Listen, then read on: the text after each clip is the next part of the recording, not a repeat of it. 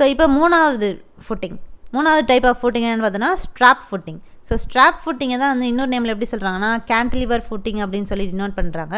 இந்த strap footing எப்படின்னா இதுவும் வந்து கண்டினியூஸ் ஃபுட்டிங் போல் தான், 2க்கு மேலே. ஸோ 2 or 2க்கு மேலே வந்து 2 or more ஃபுட்டிங்ஸ் வந்து இந்த ஃபுட்டிங்ஸ் வந்து ப்ரெசென்ட் ஆயிடுச்சுன்னா அந்த ஃபுட்டிங்கை நம்ம என்ன சொல்கிறோம்னா ஸ்ட்ராப் ஃபுட்டிங்னு சொல்கிறோம். இந்த ஸ்ட்ராப் ஃபுட்டிங்கில் வந்து ஒரு பீம் வந்து பயன்படுத்துவோம். ஸோ ஒவ்வொரு இண்டிவிஜுவல் காலத்தை வந்து கனெக்ட் பண்ணுறதுக்காக ஒரு பீம் வந்து யூஸ் பண்ணுவோம். ஸோ அந்த பீமை தான் நம்ம என்ன சொல்கிறோம்னா ஸ்ட்ராப் அப்படின்னு சொல்லி டினோட் பண்ணுறோம். ஸோ தான் வந்து ஸ்ட்ராப் ஃபுட்டிங். அதனால தான் இந்த ஃபுட்டிங்க்கு ஸ்ட்ராப் ஃபுட்டிங் அப்படின்னு சொல்லி வந்து நேம். இப்போ இந்த ஸ்ட்ராப் ஃபுட்டிங் வந்து எங்கே யூஸ் பண்ணுவாங்க அப்படின்னு பார்த்தோன்னா, இப்போ இந்த காலம் வந்து இந்த ப்ராப்பர்ட்டி லிமிட்டுக்கு பக்கத்தில் வந்து ஒரு ஸ்கொயராக ரெக்டாங்குலர் ஃபுட்டிங் வந்து இருந்துச்சு அப்படின்னா அந்த காலம் வந்து என்னென்னா அந்த ஃபுட்டிங் வந்து என்ன பண்ணுன்னா பெருசாக வந்திருக்கும். இப்போ ஸ்ப்ரெட் ஃபுட்டிங் வந்து எடுத்துக்கிட்டோன்னா அந்த ப்ராப்பர்ட்டி லிமிட் பக்கத்தில் நம்ம வந்து அந்த ஸ்ப்ரெட் ஃபுட்டிங் வந்து போட முடியாது. ஏன்னா பக்கத்து ப்ராப்பர்ட்டியும் சேர்த்து அந்த ஸ்ப்ரெட் ஃபுட்டிங் வந்து போகிறதுக்கு சான்சஸ் வந்து இருக்குது. ஸோ அந்த மாதிரியான இடத்துல நம்ம வந்து இந்த ஸ்ப்ரெட் ஃபுட்டிங் வந்து போட முடியாது. ஸோ அந்த மாதிரியான இடத்துல எந்த ஃபுட்டிங் வந்து போடலான்னு பார்த்தோன்னா இந்த ட்ரெபிசாய்டல் கம்பைன்டு ஃபுட்டிங் வந்து போடலாம். அந்த மாதிரியான இடத்துல ப்ராப்பர்ட்டி லிமிட் வந்து வரக்கூடிய இடத்துல அந்த மாதிரியான இடத்துல இந்த ட்ரெபிசாய்டல் ஃபுட்டிங் வந்து சூட்டபிளாக வந்திருக்கும். ஆனால் அதே மாதிரி ஸோ இந்த 2 காலத்துக்கு நடுவில் இருக்கக்கூடிய டிஸ்டன்ஸ் வந்து அதிகமாக வந்து இருக்குது அப்படின்னா அந்த மாதிரியான இடத்துல நம்ம வந்து இந்த கம்பைன்டு ட்ரெபிசாய்டல் ஃபுட்டிங் வந்து போட முடியாது. ஏன்னா அது வந்து ரொம்ப நேரோவாக வந்திருக்கும். அதே மாதிரி பெண்டிங் மொமெண்ட்டும் ஹையாக வந்திருக்கும். ஸோ இந்த மாதிரி இருக்கிற கண்டிஷனில் நம்ம எந்த ஃபுட்டிங் வந்து ப்ரிஃபர் பண்ணலான்னா இந்த ஸ்ட்ராப் ஃபுட்டிங் வந்து நம்ம ப்ரிஃபர் பண்ணலாம்.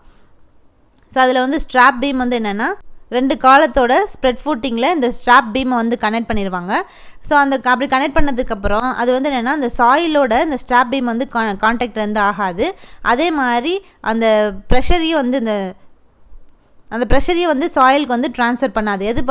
எதுன்னு பார்த்தோன்னா இந்த ஸ்ட்ராப் பீம் வந்து என்ன தான் வந்து இந்த ஃபுட்டிங்கில் 2 காலத்தையும் கனெக்ட் பண்ணி அந்த ஸ்ட்ராப் ஃபுட்டிங்கில் வந்து இந்த ஸ்ப்ரெட் ஃபுட்டிங்கில் வந்து இந்த 2 காலத்தையும் கனெக்ட் பண்ணி நம்ம இந்த பீம் வந்து ஸ்ட்ராப் பீம் வந்து கனெக்ட் பண்ணியிருந்தாலும் அது வந்து அந்த சாயிலோட எந்த கான்டாக்ட்லேயும் வந்து இருக்காது. அதே மாதிரி எந்த ப்ரெஷரையும் வந்து சாயிலுக்கு வந்து அனுப்பாது.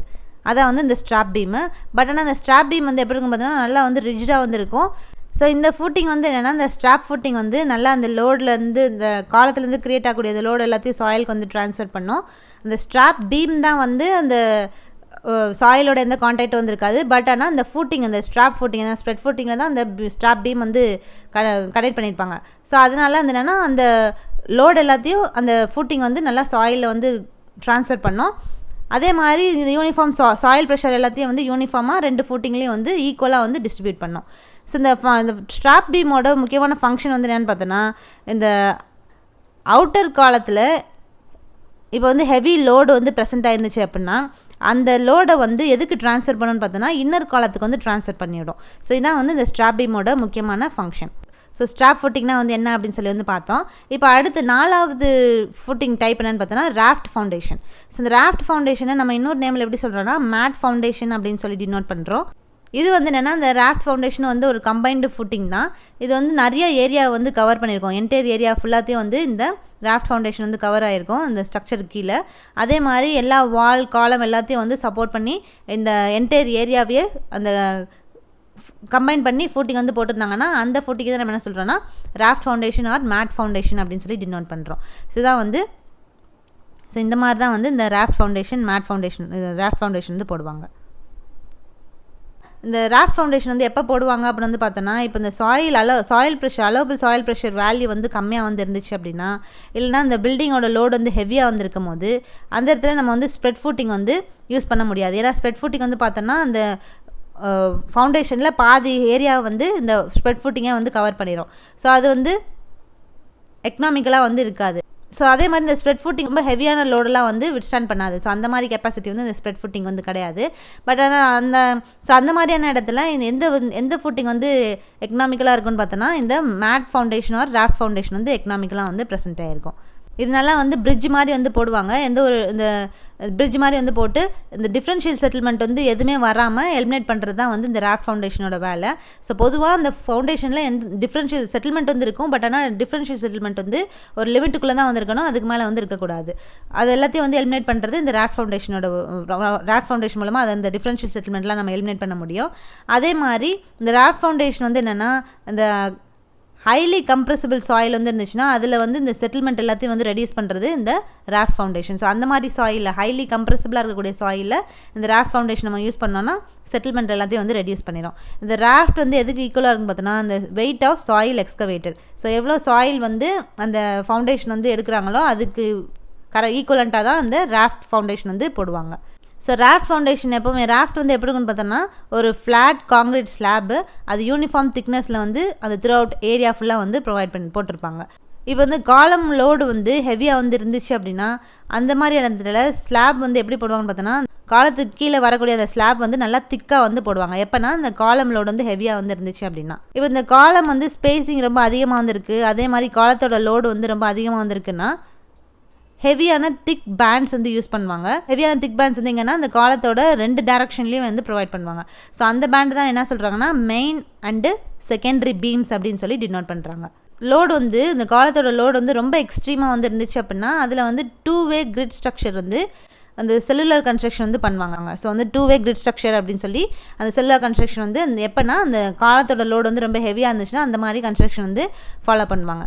இந்த ராஃப்ட்ஸ் வந்து எப்போவுமே வந்து ஆர்சிசி ஃப்ளாட் ஸ்லாப் தான் வந்து போடுவாங்க. ஸோ இந்த ராஃப்டில் வந்து பார்த்தோன்னா லார்ஜ் செட்டில்மெண்ட் வந்து நடக்கும், பட் ஆனால் வந்து டிஃப்ரென்ஷியல் செட்டில்மெண்ட் வந்து இந்த ராஃப்ட் ஃபவுண்டேஷனில் வந்து க்ரியேட் ஆகாது. ஸோ அந்த ராஃப்டில் மேக்ஸிமம் செட்டில்மெண்ட் வந்து எவ்வளோ இருக்கலாம்னா 50 mm வந்து இருக்கலாம், டிஃப்ரென்ஷியல் செட்டில்மெண்ட் வந்து 20 mm வந்து இருக்கலாம், அதுக்கு மேலே வந்து இருக்கக்கூடாது. இப்போ கிளே சாயில் வந்து எடுத்துக்கிட்டோம்னா மேக்ஸிமம் செட்டில்மெண்ட் வந்து எவ்வளோ இருக்குன்னா 65 to 100 mm வந்து இருக்கும். சாண்டில் வந்து எடுத்துக்கிட்டோம் அப்படின்னா மேக்ஸிமம் செட்டில்மெண்ட் வந்து 40 to 65 mm வந்து ப்ரெசென்ட் ஆகிருக்கும். ஸோ இதான் வந்து raft foundation. 4 type of footing எல்லாத்தையுமே நம்ம வந்து பார்த்துட்டோம். இப்போ எக்ஸ்ட்ராவாக ஒரு ஃபவுண்டேஷன் வந்து ஃபூட்டிங் வந்து என்னென்னு பார்த்தோன்னா கிரில்லேஜ் ஃபவுண்டேஷன். ஸோ இந்த கிரில்லேஜ் ஃபவுண்டேஷன் அப்படின்றது என்னென்னா இந்த ஐசோலேட்டட் ஃபூட்டிங்கோட ஒரு ஸ்பெஷலான டைப். ஸோ ஐசோலேட்டட் ஃபூட்டிங்கோட ஒரு ஸ்பெஷலான டைப் தான் வந்து இந்த கிரில்லேஜ் ஃபவுண்டேஷனு. ஸோ இது எப்போ வந்து ப்ரொவைட் பண்ணுவாங்க அப்படின்னு பார்த்தோன்னா இந்த ஹெவி லோடாக இருக்கக்கூடிய ஸ்டீல் ஸ்டான்ஷன்ஸ் வந்து யூஸ் பண்ணுறாங்கன்னா ஹெவி லோடட் ஸ்டீல் ஸ்டான்ஷன்ஸ் வந்து யூஸ் பண்ணுறாங்கன்னா அந்த மாதிரியான இடத்துல இந்த கிரில்லேஜ் ஃபவுண்டேஷன் வந்து யூஸ் பண்ணுவாங்க. ஸோ இதான் வந்து இந்த ஸ்டீல் ஸ்டான்ஷன்ஸு. ஸோ ஹெவி லோடாக இருக்கக்கூடிய ஸ்டீல் ஸ்டான்ஷன்ஸ் வந்து எங்கே இருக்கோ அந்த மாதிரியான இடத்துல இந்த கிரில்லேஜ் ஃபூட்டிங் வந்து கிரில்லேஜ் ஃபவுண்டேஷன் வந்து போடுவாங்க. அது வந்து இந்த கிரில்லேஜ் ஃபவுண்டேஷன் வந்து எப்போ வந்து எஸ்பெஷலாக வந்து ஃபாலோ பண்ணுவாங்கன்னு பார்த்தோன்னா அந்த ஃபவுண்டேஷன் போடக்கூடிய அந்த லொக்கேஷனில் பியரிங் கெப்பாசிட்டி சாயில் வந்து ரொம்ப புவராக வந்து இருந்துச்சுன்னா அந்த மாதிரியான இடத்துல இந்த ஃபவுண்டேஷன் வந்து ஃபாலோ பண்ணுவாங்க. இந்த ஃபவுண்டேஷன் வந்து எவ்வளோ டெப்த் வரைக்கும் வந்து லிமிட்டட்னு பார்த்தோன்னா 1 to 1.5 மீட்டர் அதுக்குள்ளே தான் வந்து லிமிட்டட், அதுக்கு மேலே வந்து போகக்கூடாது. ஸோ அந்த காலத்தில் க்ரியேட் ஆகக்கூடிய காலம் இல்லைனா வந்து ஸ்டான்ஷனில் க்ரியேட் ஆகக்கூடிய அந்த லோடு வந்து ரொம்ப வெரி லார்ஜ் ஏரியாவுக்கு வந்து ஸ்ப்ரெட் பண்ணி டிஸ்ட்ரிபியூட் பண்ணுவாங்க. ஸோ அதில் வந்து பார்த்தோன்னா நிறையா டியர்ஸ் வந்து வச்சுருப்பாங்க. அந்த ஒவ்வொரு டியர்ஸும் எப்படி இருக்குன்னு பார்த்தோன்னா எப்படி ப்ளேஸ் பண்ணியிருப்பாங்கன்னு பார்த்தோன்னா ரைட் ஆங்கிளாக தான் வந்து ப்ளேஸ் பண்ணியிருப்பாங்க. ஸோ இந்த கிரில்லேஜ் ஃபவுண்டேஷன் வந்து என்னென்னா 2 டைப்ஸாக வந்து டிவைட் பண்ணியிருக்காங்க. ஒன்று வந்து ஸ்டீல் கிரில்லேஜ் ஃபவுண்டேஷன் அப்படின்னு சொல்லியும் இன்னொன்று வந்து டிம்பர் கிரில்லேஜ் ஃபவுண்டேஷன் அப்படின்னு சொல்லி 2 டைப்ஸாக வந்து டிவைட் பண்ணியிருக்காங்க. ஸோ இதான் வந்து கிரில்லேஜ் ஃபவுண்டேஷன். ஸோ அப்போ மொத்தம் இந்த ஃபூட்டிங்ஸோட டைப்ஸ் வந்து எதுன்னு பார்த்தோன்னா மொத்தம் கிரில்லேஜ் ஃபவுண்டேஷனோட சேர்ந்து மொத்தம் வந்து 5 ஃபூட்டிங் டைப்ஸ் வந்து ப்ரெசென்ட் ஆகிருக்கு. ஸோ இந்த ஃபவுண்டேஷன் இதான் வந்து இந்த சாலோ ஃபவுண்டேஷனோட different types of footings. So இந்த ஃபூட்டிங்ஸ் எல்லாமே ரொம்ப வந்து இம்பார்ட்டண்ட்டு. அடுத்து இந்த சில ஃபார்முலாஸ் வந்து இருக்குது, அது என்னென்னு வந்து பார்த்துக்கலாம். இப்போ minimum depth of footing. So வந்து அக்கார்டிங் டு ரேங்கின்ஸ் ஃபார்முலா படி இந்த மினிமம் டெப்த் ஆஃப் ஃபூட்டிங்கோட ஃபார்முலா என்னென்னு பார்த்தோன்னா D = P/W × 1 - sin θ / 1 + sin θ whole square. So அப்போ P அப்படின்றது safe bearing capacity of soil kg/மீட்டர் ஸ்கொயரு, W அப்படின்றது யூனிட் வெயிட் ஆஃப் சாயில் kg/மீட்டர் கியூப், θ வந்து angle of repose of soil in degrees, D வந்து minimum depth of footing in metre. So இந்த formula ரொம்ப வந்து இம்பார்ட்டண்ட்டு.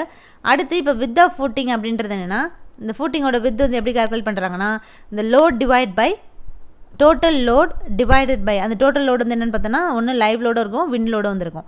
ஸோ அப்போ இந்த total load divide by allowable bearing capacity of soil, அதாவது இல்லைனா வந்து allowable bearing capacity of soil இல்லாட்டி safe bearing capacity of soil. அப்போ load divide by W divide by P safe bearing capacity of soil, B வந்து width of footing in metre. இதுதான் வந்து width of footing. அடுத்து இப்போ depth of concrete bed. Concrete பெட்டோட depth வந்து எப்படி calculate பண்ணுறாங்கன்னு பார்த்தோன்னா, இப்போ இந்த காங்கிரீட் பெட் வந்து எதனாலலாம் வந்து ஃபெயில் ஆகும்னு பார்த்தோன்னா, ஒன்று க்ரஷிங்னால, ஷியரிங்னால, பெண்டிங்னாலாம் வந்து ஃபெயில் ஆகும். ஸோ அப்போ அதோட டெப்த் வந்து எப்படி டிசைன் பண்ணணும்னா, அது எப்படி டிசைன் பண்ணுவாங்கன்னு பார்த்தோன்னா, மேக்ஸிமம் பெண்டிங் மொமெண்ட்டை விஸ்டாண்ட் பண்ணுற மாதிரி தான் வந்து அந்த டெப்த்தை வந்து டிசைன் பண்ணுவாங்க. ஸோ அதோட ஃபார்முலா தான் என்னென்னு பார்த்தோன்னா, D = 0.775x. அப்போ எக்ஸ் அப்படின்றது offset of concrete bed in centimetre. So தான் வந்து depth of concrete bed. So இது வந்து இந்த ஷாலோ ஃபவுண்டேஷனோட இந்த சில டிசைன் பேராமீட்டர்ஸ். ஸோ அப்போ இன்னைக்கு கிளாஸில் நம்ம வந்து இந்த ஷாலோ ஃபவுண்டேஷன்னா வந்து என்ன, அதே மாதிரி அதில் டிஃப்ரெண்ட் டைப்ஸ் ஆஃப் ஃபூட்டிங்ஸ்லாம் வந்து என்னென்ன இருக்குது அப்படின்னு சொல்லி வந்து ஃபுல்லாக வந்து பார்த்துருக்கோம். ஸோ இதில் இன்றைக்கி பார்த்த எல்லா பாயிண்ட்ஸுமே ரொம்ப இம்பார்ட்டண்டான பாயிண்ட்ஸு, கண்டிப்பாக வந்து படிச்சுக்கோங்க. ஸோ நெக்ஸ்ட் கிளாஸில் நம்ம இந்த ஃபவுண்டேஷன் இன்ஜினியரிங்கில் அடுத்த டாப்பிக்கோடு உங்களை வந்து பார்க்கலாம். தேங்க்யூ.